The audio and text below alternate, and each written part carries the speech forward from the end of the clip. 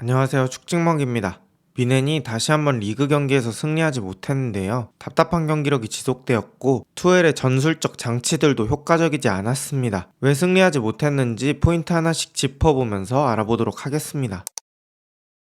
투엘 감독은 센터백 라인에 다이어와 김민재를 선발 기용했습니다. 문제는 이 크로스 상황에서 발생합니다. 일단 크로스가 올라가는 순간에 텔과 그리포의 거리가 너무 멀었습니다. 수비는 거리 조절이 무엇보다 중요하죠. 텔이 한 발짝 정도 더 나가서 크로스 각을 주지 말았어야 했습니다. 아무래도 어리고 공격수다 보니까 수비력에서 조금 아쉬웠어요. 그리고 살라이의 맨마킹에 아무도 없었습니다. 김민재를 보면 어떻게 수비해야 하는지 알 수 있어요. 수비를 자신의 가슴 앞에 놔둬야 시야 확보가 되죠. 그래야 공격수가 어디로 뛰는지 파악이 됩니다. 근데 다이어는 사람이 아닌 공을 보고 있어요. 센터백으로서는 상당히 아쉬운 부분이죠. 데이마킹이 안 되는 센터백은 좋은 평가를 받기 어려워요. 그리고 살라이에게 헤더를 허용합니다. 사실 이거 자체가 실전과 다름없었는데 노이어가 막아냅니다. 말년에 접어선 노이어의 전성기를 강제로 연장시키는 다이어입니다. 그리고 막아낸 뒤에 혼전 상황에서 수비가 어찌어찌 걷어냈는데 프라이부르크가 공을 안으로 집어넣습니다. 그래서 다이어가 이걸 헤더로 걷어내는데 또 정면으로 걷어냅니다. 수비수라면 당연히 최대한 덜 위험한 사이드 쪽으로 헤더해야 합니다. 이게 마냥 불가능한 얘기가 아닌 게 다이어는 190이 넘고 에게슈타인은 180 초반의 신장을 가지고 있습니다. 신장도 10cm나 차이 나고 헤더도 다이어가 앞으로 나오면서 했기 때문에 더 높게 점프할 수 있었습니다. 근데 공을 저렇게 걷어낸 건 아쉬워요. 그렇게 다이어가 걷어낸 공이 회플러에게 가고 회플러가 귄터에게 헤더로 내주면서 귄터가 왼발 원더골을 성공시킵니다. 다이어가 머리로 어떻게 걷어냈어야 했는지 회플러가 아주 잘 보여준 겁니다. 높은 레벨의 선수일수록 내 터치가 다음에 어떻게 이어질지 생각하는데 다이어는 이런 게 부족합니다. 또 다른 상황입니다. 역습 상황에서 그리포 쪽으로 스루 패스가 들어가고 다이어가 그걸 커버링하러 갑니다. 하지만 다이어의 커버 속도가 너무 느립니다. 이건 다이어가 잘못되었다기보단 가지고 있는 주력이 너무 약합니다. 그리고 그리포는 오른발잡이입니다. 다이어가 계속 적절한 거리를 유지하면서 최대한 약발인 왼발 쪽을 쓰도록 만들었어야 합니다. 즉 그림의 방향으로 밀어내면서 따라오는 키미이와 협력 수비를 노렸어야 합니다. 근데 다이어가 너무 가까이 붙어버려요. 이게 거리 조절이 안 되니까 상대가 쉽게 오른발 쪽으로 끌고 갈 수 있던 겁니다. 그리포는 주발 쪽으로 끌고 가면서 슈팅각을 만듭니다. 여기서 이쪽 방향을 허용한 건 큰 수비적인 미스입니다. 그리고 그 결과는 이렇게 위협적인 가마차기죠. 사실 거리 조절만 잘했다면 수비 숫자가 훨씬 많았기 때문에 효율적으로 수비할 수 있었습니다. 이러한 실점도 일반적인 스로인 상황에서 고레츠카가 자신의 맨투맨에게 힘으로 그냥 밀려버려요. 그리고 김민재가 상대 선수 뒤에서 어떻게든 공을 건드려 보는데 그 공이 아까 고레츠카를 밀어버린 휠러에게 갑니다. 그리고 고레츠카가 맨투맨이 풀려있을 때 휠러가 왼발 슈팅으로 골대 상단에 득점합니다. 실점 장면에서 미넨의 수비 집중력이 아쉬웠습니다.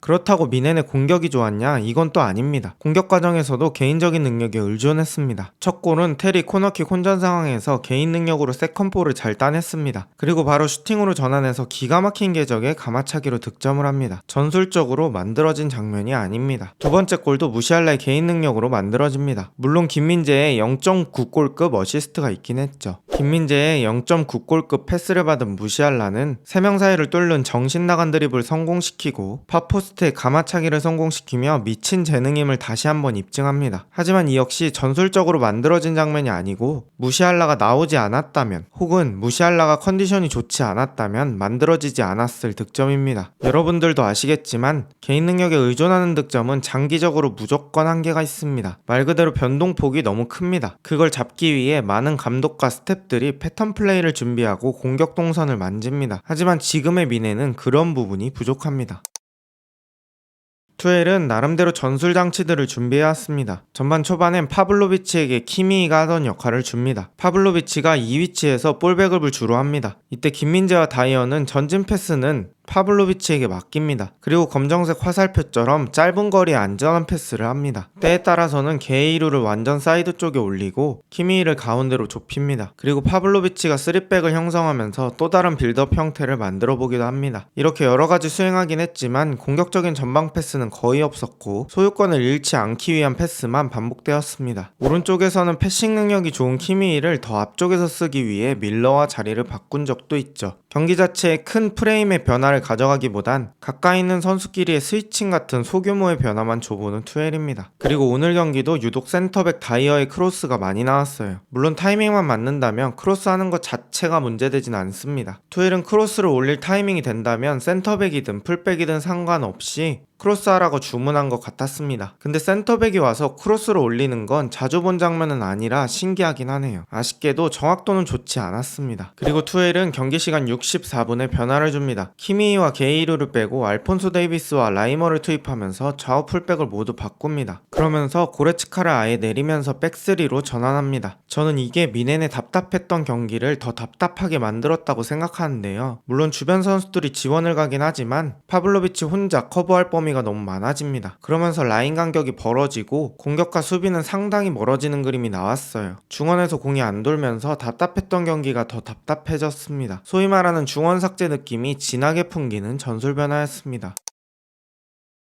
좋은 장면은 없었을까요? 당연히 있었습니다. 그리고 더 자주 나왔어야 했죠. 이렇게 키미히가 밀러에게 공을 내주고 하프 스페이스로 뛰어들어갑니다. 미네는 하프 스페이스 공략이 너무 적었어요. 이 장면은 드물지만 하프 스페이스를 노렸던 장면입니다. 그래서 이렇게 키미히가 공을 잡으면서 좋은 컷백 찬스가 나곤 합니다. 키미히가 컷백하지만 수비에 맡겨 코너킥을 얻게 됩니다. 그리고 이 코너킥은 텔의 득점이 만들어진 코너킥이 됩니다. 다음 장면입니다. 이렇게 고레츠카가 상대 라인 2개를 뛰어넘는 좋은 전진 패스를 넣어줍니다. 아까 미넨이 소유권을 유지하기 위한 패스의 빈도가 높다고 했죠. 이런 도전적인 패스가 적었는데 때론 과감해질 필요도 있을 것 같습니다. 이것처럼 투엘의 미넨은 전술 변화는 많지만 효율적인 전술 변화는 없고 결과적으로 개인 능력에 의존하는 축구가 나오고 있습니다. 이번 시즌을 마지막으로 떠나기로 한 투엘, 과연 유종의미를 거둘 수 있을까요? 오늘 영상은 여기까지입니다. 좋은 하루 되세요.